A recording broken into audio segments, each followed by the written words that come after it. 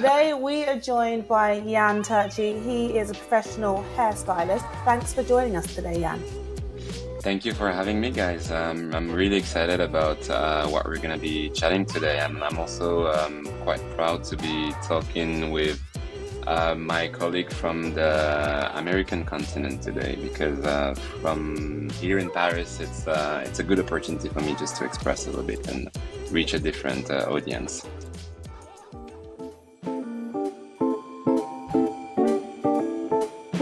Perfect. Well, we wanted a global picture of what's happening in hair, so we had to have you on. Let's start with hair because that's why we're here today. What does hair mean to you?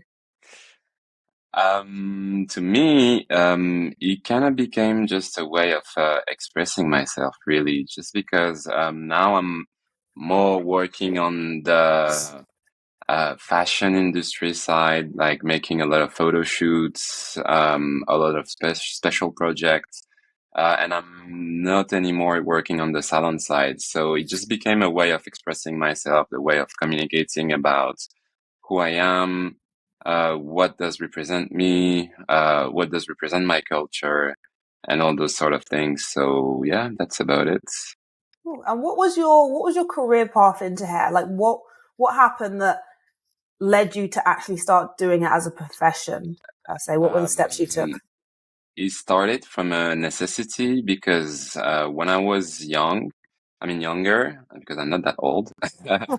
when I was when I was younger, around 15 years old, we didn't have a lot of money to go to the hairstylist because in France it's not so much like the US or the UK where you have a lot of Afro salon for the community, and the Prince Wise might be a little bit more affordable for everyone. So we didn't have that.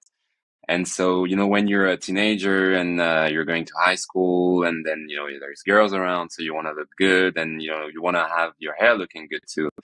So it started like this, from this necessity just to look good and like be more comfortable with myself, and also for my brother and some of my friends. So I just like started it randomly, picking up a clipper and like just trying to do a few haircuts, and then it kind of evolved from there to doing more people. And then when I graduated from high school, I just decided to take a break, and so I took a year break, and I just tried working on different salon and like just to see how it would make me feel and what I was thinking about it. And then it became a passion, and I took it from there. I got all my diploma, and then I went working in different kind of salon, some more like European hair kind of salon, just to get all the basics, to know how to do haircuts and styling, and also like a few Afro salon just to get some more techniques about all the braiding style, the sewing in, all the wig stuff. So that's how we got started. And then I got into the fashion industry kind of randomly because when I was about 2 years old, I started doing hair contests. So I would like shoot a collection or a few creation that I would do. And I won a couple, and then, from one to the other, you meet different photographers, different teams. And when I understood, because I never knew before, when I understood that that could actually be a job and you could make money out of it, I decided, because I'm from the countryside, so I decided to move to Paris and starting like my own journey for like more photo shoots, because I was very attracted by the fact that you could create on the spot with a good team, like whatever you had in mind. Okay, So that's kind wow. of how I got started. Okay. So you kind of mentioned that there wasn't many Afro hair salons for you growing up. On the No. hairstylist side, Yeah. I actually on that note, actually, I resonate. I'm from England and the UK, and we do have more salons probably. Yeah. But I similarly didn't come from like a major city, so I had the same challenge of like, I think like one hair salon available. On the professional side, what's Yeah. the textured hair specialist community like in Paris? Is it growing as more and more brands want to see these hairstyles in shoots and as The clients? the texture hair community in Paris is growing. It's in Paris, as it's the bigger city, it's kind of always been there because, you know, we have this area, called Strasbourg-Saint-Denis. That's where you find all the products, all the shops, all the salon, um, all that you need when you have a texture hair. So it kind of always existed on that spot, but it wasn't a big enough offer to for everyone to have his own spot or his own hairstylist. So it's growing a lot. Okay. People are also like getting more professionalized because a lot of people also like started by themselves, kind of like I did. Just like, you know, we all had, I think, at least once the experience of the family time on a Sunday doing hair. And Mm-hmm. that's kind of like how a lot of people got started. But now the necessity of like being more professionalized, getting your diploma, being able to open a legit salon is growing, and you see more and more offer coming on the market. Also, like social media helps a lot to just reveal all those talents and giving them a bit of light in this massive industry that is hair in general. Yeah, hair is big. It's like I feel like sometimes people think of hair and they think about just hair salons or hair products, but like it extends to No, fashion, entertainment, yeah, everything we kind of see touches hair. yeah. We're seeing more and more fashion brands and people, entertainment's a bit different because it's music, but we're seeing more fashion brands come more forward with traditionally black hairstyles. Um, as you've been in the industry, kind of what have you seen change in fashion, or what's been changing that you're like, okay, we're on the right path? The change that I think for me was the most relevant is that now it's being easier for the Afro hair specialist or texture hair specialist to be booked on jobs, on shows, on photo shoots, like to have access to all the agencies that are dealing with who is booking for which job. And also, like, at some point, it had to happen because so many girls were going to shoots, going to work, either doing their hair themselves because they knew no one on set could do it, or just like getting their hair burned off or ruined by someone that didn't know what to do. And that's something I've personally witnessed a lot, and it always makes me felt um, bad because now it's changing, but also like, you know, you have this sort of pyramidal system on a team or on a set where when you're only assistant, you're not, I mean, now it's changing again. So you were not really supposed to talk or to open your mouth if you see something wrong. It was kind of like if you wanted to be booked again and keep on making money, you had to keep your mouth shut. So you couldn't Yeah. tell anyone above you or bigger than you that what was it was doing was wrong. So like I had to witness a lot of situation where I couldn't really tell anything, and I was just like, this is just wrong, guys. You know, like I'm here and I can help and I can also like tell you and teach you how to do those things. But you know, it was a different era. Now it's changing. People also like kind of like step down from this sort of big position where they think they know everything. You know, it's that they're also like more accepting for other talents to come on board and like show and share their knowledge. So yeah, I think this is the most relevant change for me. But then again, a lot of other things are happening as well. You see a lot more colored people on set on other position as well, which is for me important. So yeah. Yeah, I think it sounds like there needs to be change all around, Yeah, yeah. for it to come together. Good to see there's change happening, but There's we know change there's, happening. It's still, you know, it's still a work in progress. It's yeah, still a lot to do. It's still a lot of things to be acknowledged. You know, it's still, you know, we're gonna need a long time. I think also like for the bigger change to happen, the industry in general needs to be also like ready to accept um everything. And it doesn't only means all the good things. Like we also need to accept all the bad things that has been happening and just acknowledge it, and just, it's just like life in general. Just accept your mistakes and work hard to make them better. That's about it for me. But yeah, it's gonna take some time. It's we're not as well like in the bigger position of power. We kind of have to just let people accept us and be more open, and also understand all that the culture and talent have to bring to the table, because sometimes also like when you don't know something about a culture, you just don't know it.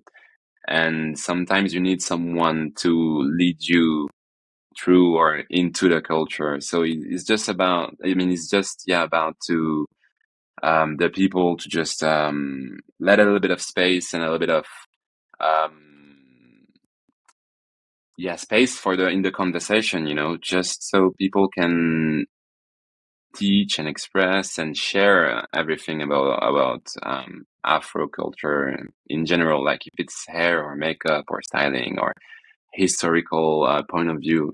There is a lot to be learned, I think. It's important. It's interesting you say acknowledge. We've talked a lot on the show around education and stuff, but I think Yeah, acknowledgement's which actually a key part, because before you get to education, people have got to admit in themselves and in their yeah, teams we have a problem and we've done something wrong, or we've put a model in a position or someone in a position where they shouldn't have felt that way or had to experience that, and that in itself to them will be like risk, right? Because you're admitting you did something wrong, yeah. in a way, but you have to admit it to be able to then educate yourself.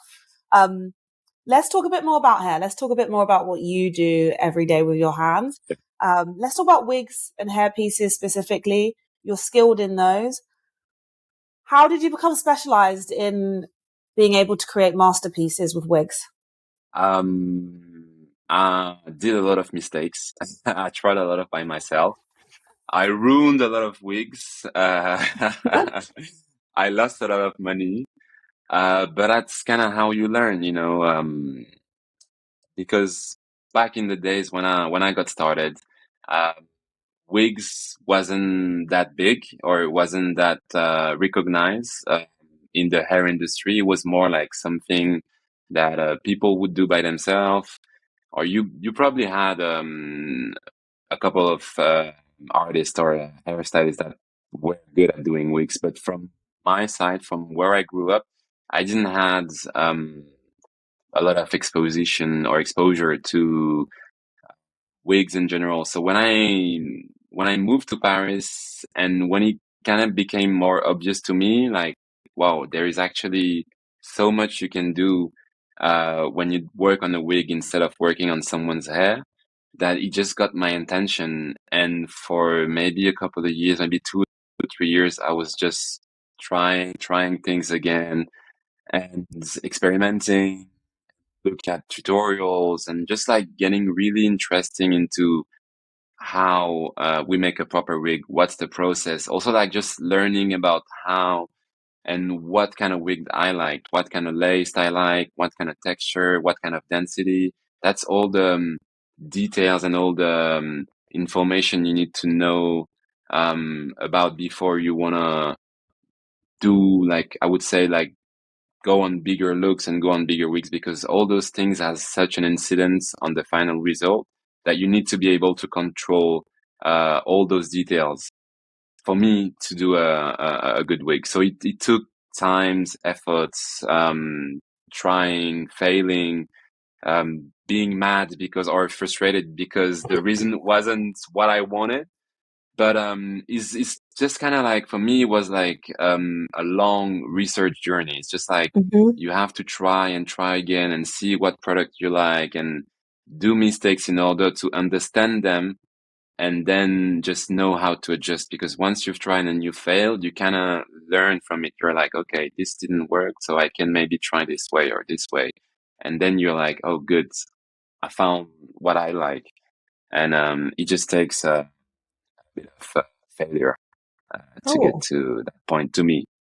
Okay. So I find wigs interesting because there's so many reasons people wear wigs. Full stop. There's Yeah. so many reasons So people wear wigs, and especially online, you can often. I feel like I don't know if maybe it's because my feed and I'm looking at hair all the time, but there seems yeah, to be somewhat or folks looking down on some of their content on like wigs as a hair choice. What are yeah. some of the big misconceptions that you have heard in your time about wigs that you want to set the The record straight on? the biggest misconception I've heard about wigs was that it was something cheap. And that's like, yeah, the biggest, because first of all, it's not cheap. So first, for someone to afford a wig and, make it look good and, wear it on the street, first of all, it means they've spent time and money on it. So, it's just not like the girl that is just randomly going on the street with normal hair. It's like someone is making an effort here just to present himself to the society in the way, um, he or she likes, and also just like wigs is not only for women, wigs is for everyone, like I've seen a lot of amazing people, either guys, girls, trans, whatever kind of types you want to imagine, wear wigs, and it's beautiful, it's just someone wants to go further with their own personality. They want to push their own image um, somewhere you're not used to, and that's why a lot of people are looking down on wig, is just because they don't get it. They don't get the reference. They don't get the idea. They just think it's weird because they're not wearing wigs. But it doesn't mean it's something to look down on. It's actually something to look forward for, because there is so much also like new talent, new ideas. There is so much amazing talents, hair artists, wig stylists, however you want to call it, making amazing work and pushing the limits every day a bit further. It's just a piece of art. It's just like if girls or guys wearing a crown. It's the same thing to me. It's just like they put something on their head to feel better about themselves or just to push their image further. And it's the same kind of work. Is someone putting so much time and effort into making every details look like they want it to. So to all the folks out there just wearing wigs as well, just be proud. You don't give a fuck about who is going to say what. It's just about you and how do you feel and your personality. That's how I see it personally. Amen to that. It's wild to me how much I see people have a negative view because, to your point, wigs, yes, of course, is cheap everything, depending on what your price range is, but like wigs can add up in terms of the Yeah, price yeah, and yeah, the yeah. You time. can, and even for someone, buying something, like let's say cheap, like maybe a 100 or a 200 euro Mhm. wigs. For them, it's already like a big amount of money on their Yeah. monthly budget.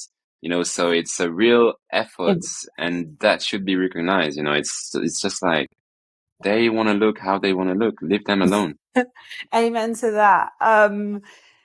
Have you got a memorable project where you've been able to get creative with a wig that stands out for you recently? Yeah. I did work on a Givenchy perfume campaign with a singer called Benjamin Clementine. Uh, he had to shave his hair for a movie before the shoot we did. So he came on with short hair, and the client wanted him to have his afro that he normally has.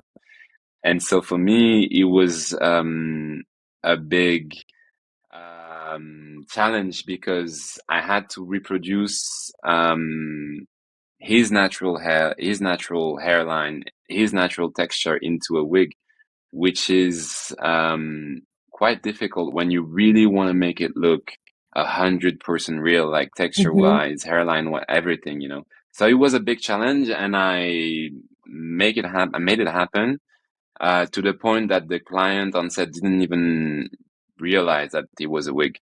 So that was like a pretty nice project, just because also like it's a little bit different than making um a masterpiece or something really sculptural. It's more about understanding the texture, understanding the hairline, understanding proportion as well. And it makes you work in a bit of a different way.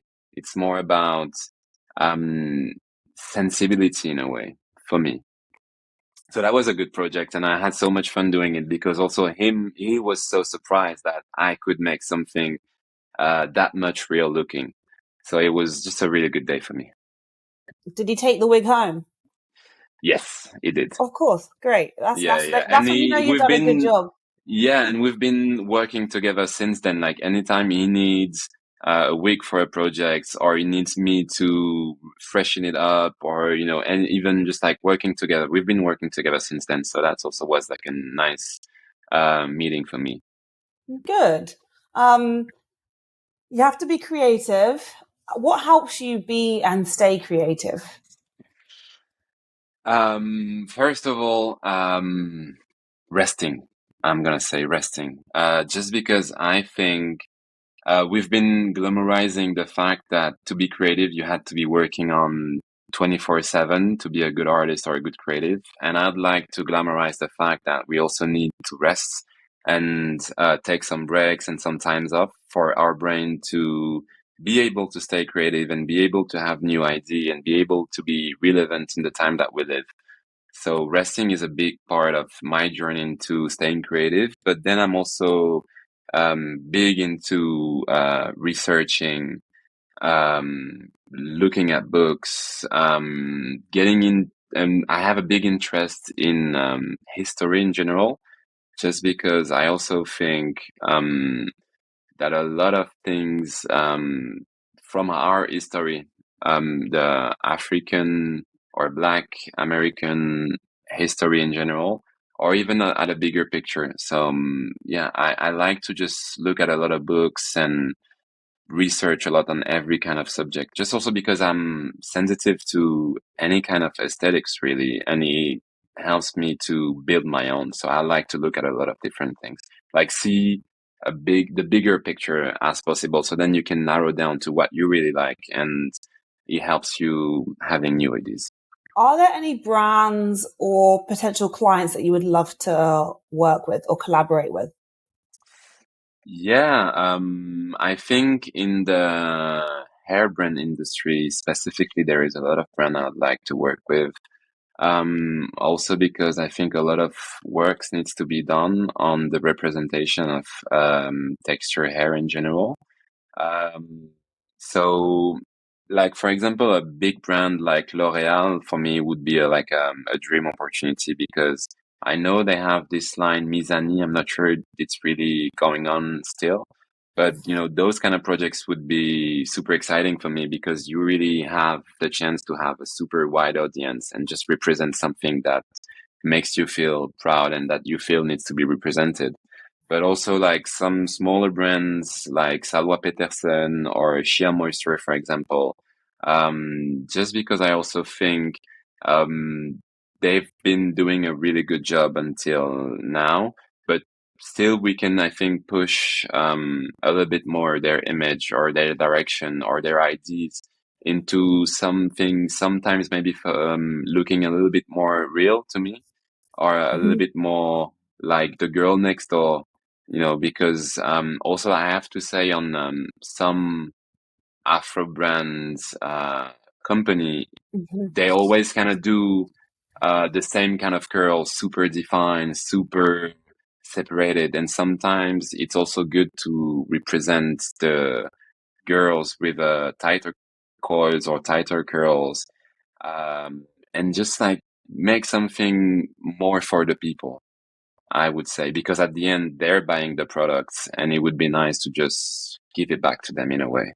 Yeah, it's interesting you say that. There's more and more, even newer brands coming out that are saying they're for textured hair, which is absolutely great.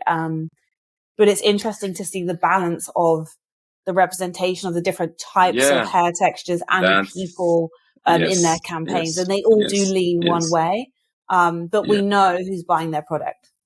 yeah, yeah, Um, exactly. And it would be just good, to just represent that more, just because we don't have only one kind of hair in real life. And I think like a lot of people would appreciate a lot to see a more representation of any kind of texture. What Really. excites you about the future of textured hairstyling generally? I think what excites me is that there is so much to be done still. Like we've done so much, but there is so much more to be done. Like, you can always push further any ideas. And as I just said, there is, a lot of people that haven't been represented. And I think there is a lot of work and effort to be done. And that's exciting because that means also like a lot of challenges, like just how can we make things better? How can we represent things better? How can we acknowledge our culture, our history into any kind of projects? And this is exciting for me, as well as just representing as like my voice and what I believe is good and beautiful in our culture. Because, I'm only talking for myself and I'm only talking for my voice and I'm taking a certain type of choice every day. And I just want to push for what I believe is beautiful and important. And for yourself specifically, what do you hope the future holds? A lot of new challenge to come ahead, a lot of new projects. I'm also personally working. I cannot really say, and I don't want to really say what is it yet, but I can say that I'm working on a big project, like I think the biggest so far in my career, and I'm having 100% lead on it. That means that it's really gonna reflect who I am and what I believe is beautiful in our culture. And yeah, if you follow my work and if you follow my journey, you'll be able to see when it comes out and to see what I've been cooking. I'll be following. On that note, where can people find you if they want to see your work or they want to get in touch? Instagram is always the easiest for me because I'm not really a TikTok person. I'm kind of sticking only with one social media because it's already enough for me to handle. So yeah, Instagram, and my handle is Yann YANN underscore Turchi TURCHI. So if you want to follow my work, it's right there. And I'm also super easy to reach. I'm trying to respond to everyone as much as I can. Even if sometimes it's not the same day, I'm trying to always get back to everyone. If it's for a question or anything else, I'm trying to be the more open as possible. Okay, cool. Well, thank you for coming on the show. I really appreciated you sharing your career journey, your views on the industry and things and thoughts on just what we can do to make things better for hairstylists, professionals, and for clients who are getting their hair done. Yeah, and once again, thank you for having me. I had a pleasure having this little chat with you, Tisha. That was nice.